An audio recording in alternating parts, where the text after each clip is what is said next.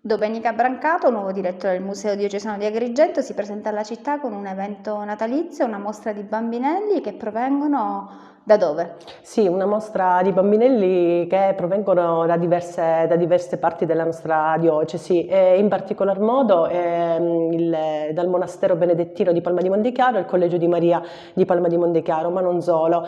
Molti pezzi provengono dalle collezioni private di famiglie che hanno voluto condividere con noi le loro installazioni floreali dedicate al Gesù Bambino, Grotte, Agrigento, Palma di Montechiaro, sono diversi i posti da cui provengono queste opere inedite.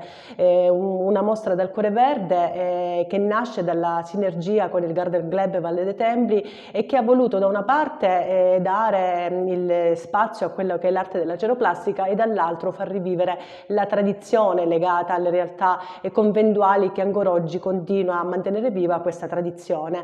Una mostra che vuole anche far vivere il Museo Diocesano come un luogo quotidiano. Ecco perché abbiamo esposto opere che provengono direttamente dalle nostre famiglie del territorio e quindi di modo che veramente ci possiamo tutti riconoscere in questi spazi, riconoscerli proprio come nostri.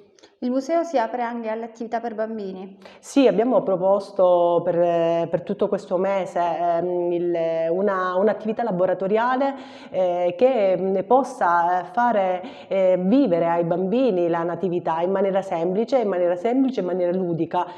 Quindi ci saranno delle proposte laboratoriali con una loro calendarizzazione che faranno rivivere da una parte questo mondo floreale e dall'altro invece il mistero proprio del Natale.